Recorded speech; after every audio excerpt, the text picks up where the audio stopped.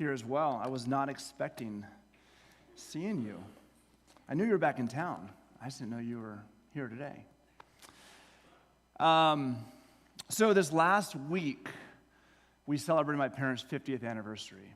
And it's still sort of euphoric in some way to think about, man, that's just a landmark you don't hear people arriving to very often in our culture.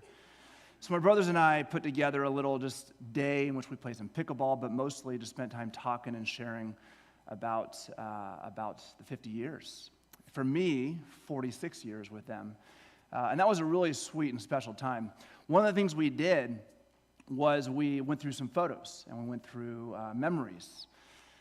And one of the photos of me was a little bit disconcerting, we might say. I was playing Little League Baseball, and the pitch, it was student pitch. So I was not a very good hitter, and I learned why in this picture. The ball was coming in somewhere around here, and my bat was somewhere down here. And my eyes were like way over there. And I just realized that I just didn't keep my eye on the ball. And partly because of fear, partly because of insecurity. There's a lot of, we're not at this point yet. I'm trying to track it. Let's go back to the intro. Sorry, this will be the first day that I'll be doing something like this. There we go, eye on the ball. If I mess up, blame it on my inexperience. All that to be said is when I got in that batter's box, I was afraid of that ball hitting me. I had all kinds of fears going through. I just wanted to, in some ways, not get hit and maybe get to first base. And so my whole goal was just to swing, because that's what you did when the ball starts coming at you, and hope the bat would hit the ball. I look at my life, and I feel like that's a lot of the way that I and a lot of people live life. They just swing. I'm not sure what they're swinging at. They know the ball is coming, and they just know they got to swing at something. But they have no skill like keeping their eye on the ball. And one of the reasons I like then to go into biographies and hear people's stories is it helps me keep my eye on the ball. When I hear about somebody's story in life, I get a picture of my own. And so when that ball is careening at me at a fast pace in life and I'm facing something, a decision, somebody else's story becomes really helpful in keeping my eye on the ball and having a better chance of hitting it, of succeeding in that moment. And so I love to read biographies. I don't know if you're biography readers, but I learned the other day that 30% of Americans consider biographies their favorite type of book, type of genre. In fact, in the New York Times bestseller, biographies tops the list constantly because we are just infatuated in some ways because we don't quite yet know how to keep our eye on the ball, and we're looking for somebody who's doing it well. And so I love biographies. My top two favorites are The Hiding Place by Corrie ten Boom. You need to read it if you haven't. And then The Cross and the Switchblade. Love that story of David Wilkerson and how they started Teen Challenge. Just what God did in those moments. There's a ton of incredible biographies of men and women who have kept their eye on the ball, and when I watch or I read their story, it helps me understand what my motives and what my agendas are in life, as well as what they ought to be. And this morning, we're going to spend some time really getting behind the scenes of the author of the book of 1 Corinthians, who you've been going through the past 3 months. You've been going through 1 Corinthians, and the author of the Apostle Paul, in today's passage, is going to really give you behind-the-scenes biography about what makes him tick. And to really, before we can jump into the passage, we've got to go with a little history lesson and let Paul kind of tell the story of his life as it recounts in the book of Acts. And so for the next 12 to 13 minutes, before we jump into 1 Corinthians, I want to do a fast-paced kind of story and get us all up to speed of the story and life of Paul. Okay, this is where this comes in tricky. I got a picture, maybe I don't. I got a map here of the Mediterranean, and this is where it all takes place. Paul's story starts before Paul. In the first century, a man named Jesus started showing up on the scene of human history. And there's a lot of rumors spreading about this man, Jesus, that he's healing people, that he's walking on water, he's seeing thousands of people, that he's claiming to be the Son of God, that he even says that he is going to have to die and be resurrected from the dead. And this is a great controversy amongst the disciples, but it actually happens where he dies. And they don't expect him to rise, which you would think he would, but he does. And when he rises from the dead, there is all this motion that gets set into place with the disciples because they realize who he was. And they start to preach the gospel, starting in Jerusalem. And there's a big uproar that takes place. They do not want, the Jews there don't want this thing to take root in what's going on. And so there's an uproar. And his followers are saying that the Jews missed their king, and the fact that they killed him. Stephen gets brought before the synagogue, and he tells them this much. And so they stone him to death. And one of the men who is standing there at the stoning of Stephen was the apostle Paul. At that time, his name was Saul. And Saul saw a real opportunity for him because he was an up-and-coming young religious zealot. He loved to go after the power. He loved to see the next step and get promotions. And so Paul saw an opportunity with this concerted effort to see the church ended. He got permission from the authorities to go off to a city called Damascus so he could arrest and potentially even kill the Christians who were there. And so Paul goes up. Oh, sorry, got to go back. This is not working. Next time, I'll give it back to you. He gets to go and kill, but on his way, this blinding light stops him in his tracks. And he meets Jesus, who says, Saul, Saul. And he was left without sight so that he could see what he had been missing. And only God works in this little church that he went to destroy in Damascus, and they come around Paul, and they're afraid of him. They come around this guy who they're afraid of, not sure what to do with him. The Jews don't like him. The Christians are afraid of him. He's kind of caught in the middle. And there's this guy named Barnabas who comes alongside. When Paul starts moving his way up the coast, he gets to Antioch. He spends 3 years thinking about who Jesus is and what he has done. I went backwards. There we go. Antioch, the church of Antioch. And he spends time there. And Barnabas takes Paul under his wing. And at a prayer meeting at this little church, the Holy Spirit says that he wants people everywhere to hear the gospel of Jesus, and he commissions Paul and Barnabas, this former terrorist, to lead the charge. So they set out with John Mark, who wrote the Gospel of Mark. And their first stop was this island, there we go, called Cyprus. Right away, crazy things start to happen. The governor hears about Paul and what they're talking about, so he invites him to their house to hear his message. And at his house, there's this guy, this worker of black magic. And this person is trying to dismiss all that Paul is saying. And Paul gets fed up with this guy, so he looks straight at him, and he says, well, basically, you will be blind from this moment. And the guy is struck with blindness. Well, the governor sees what goes on, and he becomes a follower of Jesus. Paul leaves Cyprus, and he goes to an area called Pisidia.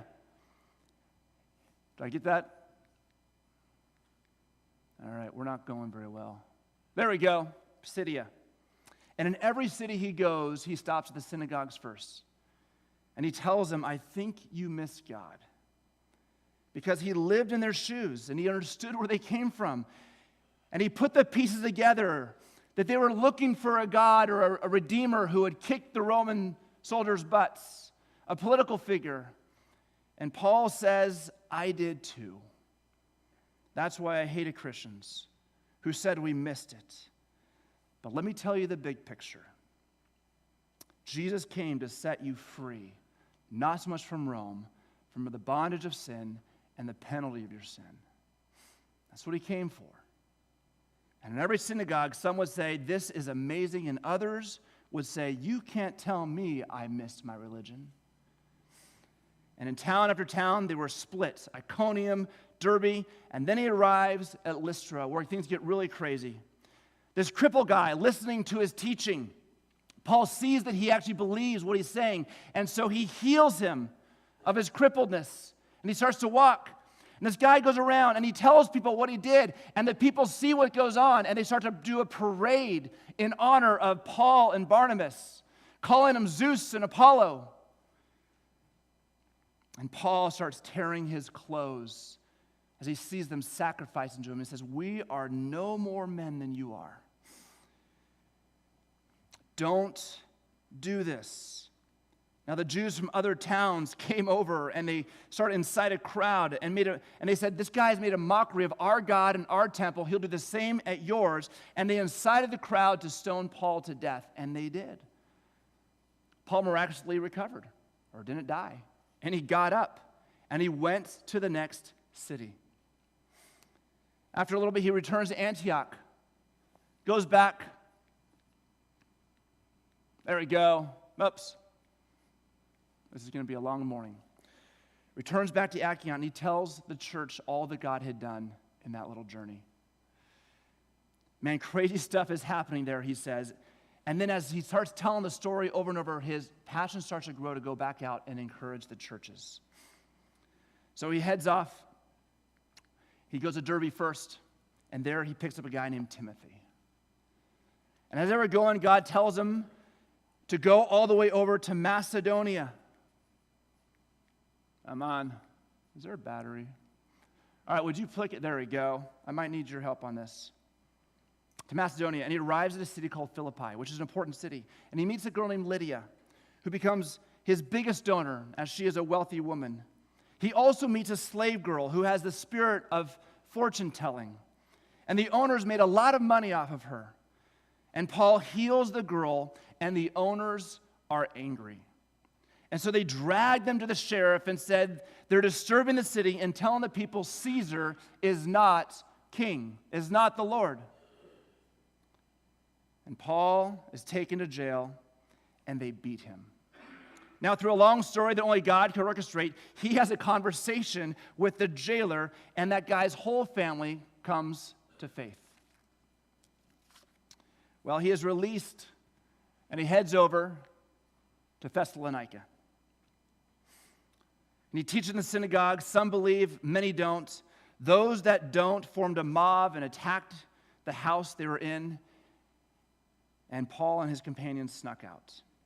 They headed over to Berea. Over to Berea.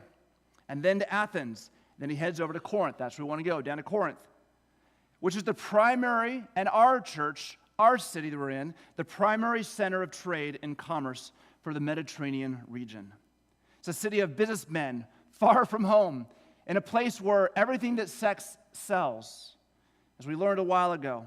And Paul sets up shop here and tells people about Jesus. And they start to find the one thing that money can't buy, and that is peace and hope and joy and contentment. Well, Paul then moves on to Ephesus.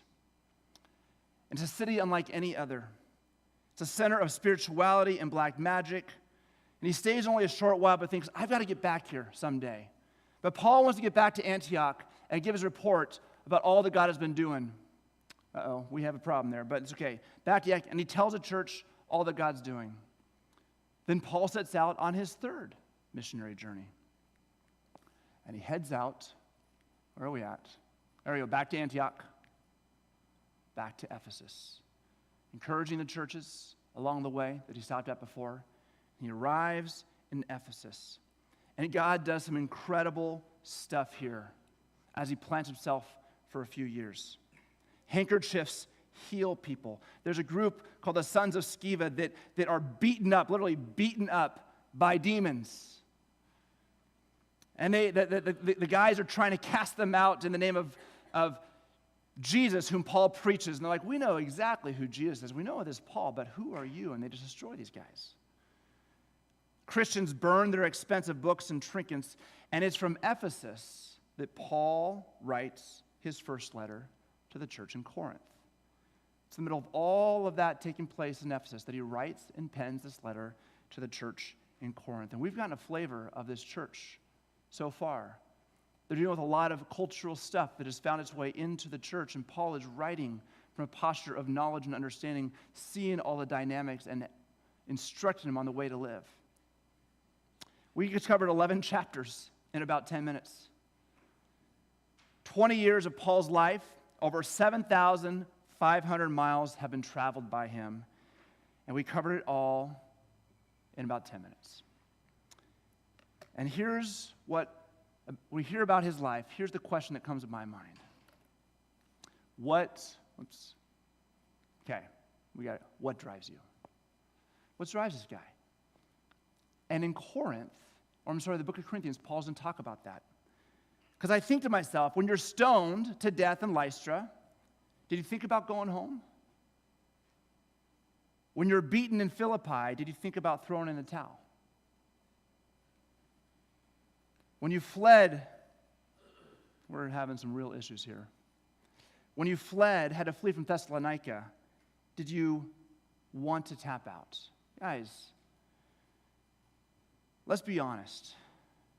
When you are mistreated, when you are beaten to the point of your life, you have those conversations with yourself. Is this now that I'm in over my head? Is this really where God brought me to? I have conversations with people all the time. When the going gets tough, the first thing I think about is, I don't know if God really led me here. You have to imagine Paul had those conversations. So we want to know what drives you. And 1 Corinthians 19 to 27 is really all about that question. So this is where, if you have your Bibles, you turn them open. If you don't, I have it on the screen. And if you don't, my little encouragement to you is to bring it next week. Have your Bibles here, open them up. I understand your cell phones have value, and it's nice and handy. But man, being able to open up to a page, see the writings around it, be able to cross, point arrows, even get muscle memory of this book about where to turn is immensely important, immensely helpful. So that's a little bonus for you. But in verse 19, Paul writes these words. For though I am free, are we not? All right. You'll get back up there. For though I am free, meaning I have rights as a creature and child of God, though I am free, I have made myself a servant to all, that I might win more of them. To the Jews I became a Jew in order to win Jews. To those under the law I became as one under the law, though I myself am not under the law, but that I might win those under the law. To those outside the law, non-Jews, I became as one outside the law, not being outside the law of God myself, but under the law of Christ, but I did it that I might win those outside the law. To the weak, let me pause here, because weak is not so much people who are just weak and poor and so forth. Paul has already addressed what weak is in chapter 8, and here's what he says. Some, though through former association with idols. Go back. What happened? Why are we doing this? Oh, there we go. Eat food as really offered to an idol, and their conscience being weak is defiled. So their past experience, they can't disassociate that. There's muscle memory. So they get into a room where there's an idol associated with the food that's on the table. They can't sit there. Even though Paul says, hey, we know idols are really nothing. You can still eat that food. But for that person, they can't. And there's a whole host of other things that go into this. Cultural. One's cultures just won't allow a person to enjoy perhaps the freedom God gives, and that is okay. That's part of who we are in the making. And Paul's like, some of your lives, some of you cannot enjoy the full freedom of God because there is some defilement from cultural pasts or practices. And instead of just saying, hey, get over it, Paul's like, I become weak for that person. I don't shame them. I just become weak for them. I take on the practice or the limitation of that practice. I become all things to all people, that by all means I might save some. Paul says, do you want to know what drives me? Winning people to Jesus. Now, I'm going to spend just a few seconds on this because I think I'm speaking to the choir here. But for those in here who are followers of Christ, I'm going to just give you a quick picture, drive this home, and then I want to move on to another point. But back many years ago when the Titanic sunk, 18 of 20 lifeboats were launched. 2 did not get launched. And they were half full. 712 people of the 1,500 were on a lifeboat. The other half were left in the water. About 2, or all but 2, stayed clustered together. in a safe spot, afraid that if they went back into the waters looking for survivors, they would be swamped because of the fearful people in the water and themselves perhaps drowned. But 2 decided, no, we're only half full. Let's go back and find people who are drowning. Let's go back into the darkness and risk the fact that maybe we will get swamped, but we've got to do it to rescue them. And the question that we have to ask ourselves for a church with that provocative picture is, who are we going to be? Who are we going to be?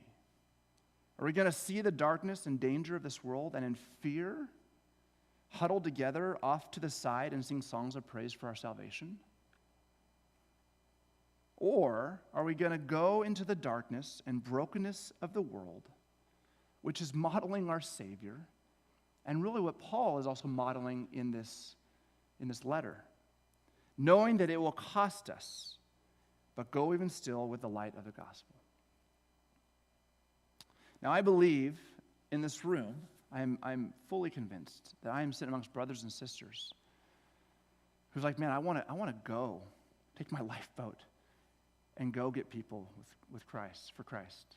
I believe that. But I find when I look at my own life, that motive is there, but oftentimes I look back and go, well, what have I really done? How has my life done that? And maybe you're in the same boat. Now, I take my daughter to the park sometimes. She actually loves going to the park. She's 5, going to be 6 soon, and she is a very opinionated little 5-year-old. And when we get to the park, her favorite thing to do, it's the only thing she wants to do, is play a game called Monster, where I'm the monster, and I'm chasing her everywhere, just chasing her up and down the slides. And these slides are made for kids.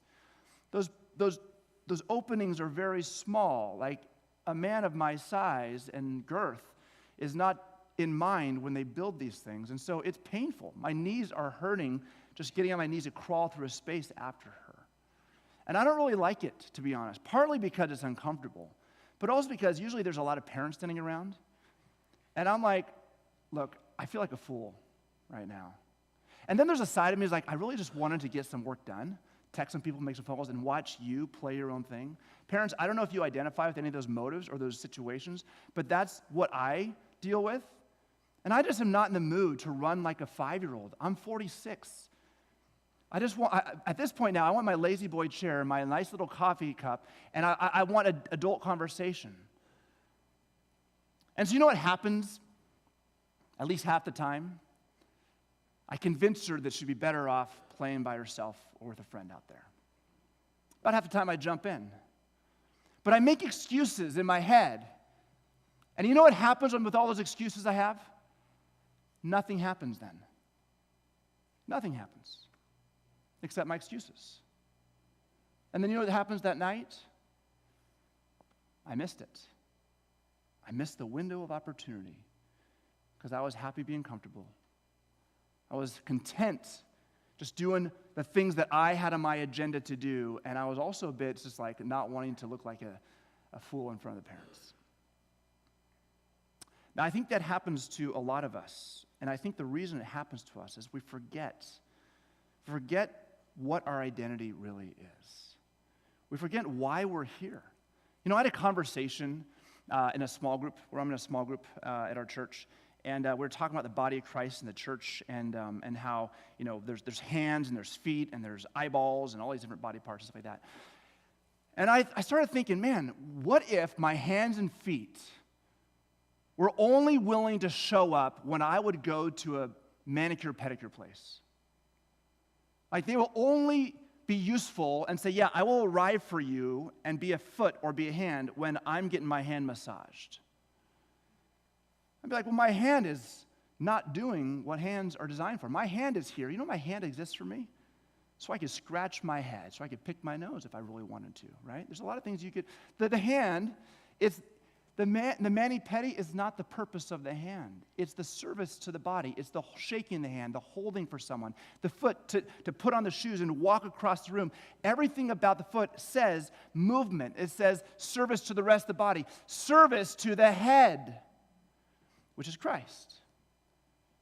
But we oftentimes, like myself, I show up to an environment of church, or I get up in the morning, and I think only about how do I get my hand massaged today? How do I stay comfortable? How do I get my feet rubbed so I don't have to get on, so I just can be relaxed and enjoy the day and go, oh, that was so yummy. And I miss my purpose. And nothing happens. And all those good motives stay just as motives and without action. Now, I'm not saying that's any of you, and I know that we actually do take motion, but I find myself sometimes stuck with nothing to show on a day because I got caught up in myself, and it's a reoccurring problem for me. And I imagine it's for you. And I think this is why. I think it's because we look at a passage like Paul, we see the statements like, I'm going to go win. I'm going to go win. And all the winning has to do with big, grandiose things. I'm going to win the political spectrum. I'm going to win my job, make lots of money, and be comfortable because winning means comfort and status. And we forget that the winning is defined by service. This is why Paul said, let me go to my next slide, as I'm getting very effective at this. Oops, next slide. I have made myself servant of all. We think that Paul is motivated by winning people, and no doubt he is, but there's a bigger motivation here. Where are we going? I'm serving. I'm a servant of all. So I become like the Jew. I become like the outsider to the law, the Gentile. I become weak to the weak. Because I'm a servant. I'm a servant. That's my identity. And he says, I do all this. Next verse. Here we go. I do all of this for the sake of the gospel, or for Jesus, for the sake of the gospel, that I'll showcase it to the world, that I may share with them in its blessings. And then Paul now moves the conversation and saying, this is not just a biography about me. This is actually a biography about us and you. So he says, am I doing these things? There we go. Do you not know, bring you in the conversation, that in a race all the runners run, but only one receives the prize? So run that you may obtain it. Basically saying, if you're going to race, then run to actually try to win. Every athlete exercises, here's the operative word, self-control in all things. They are laser focused and make their body submit to their goal. They do it to receive a perishable wreath, but we an imperishable. So I do not run, there we go, aimlessly. I do not box as one beating the air. And this is a very indicting statement for me. Just like that baseball, I was swinging aimlessly. In our world today, can I tell you, we had a puppy. We had a puppy since we last talked. It's been a long month. It really has. And if for some reason I feel a little bit off today, maybe it's because of the puppy, because that puppy has been peeing everywhere. But we got a puppy. And you know what you do when you get a puppy? You got to figure out, how do you take care of a puppy? Never had a puppy before. My wife has never had a puppy before. I had one when I was a little kid. So we start Googling and talking to people. And man, we are getting one vet saying that you should do this, another vet saying the direct opposite, and we don't know what to do, so we're just swinging at anything. We are aimlessly running. We are listening to this talk show host and go, hey, that must be what's right. That's good. Then this person over there, that must be what's right. And we're swinging at everything aimlessly. And Paul is saying, basically, I know exactly my marching orders.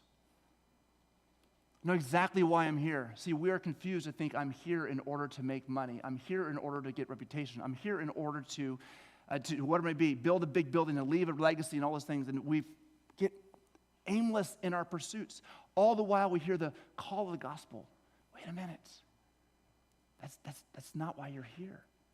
And so we're trying to win both worlds. We're swinging at everything that comes in our path.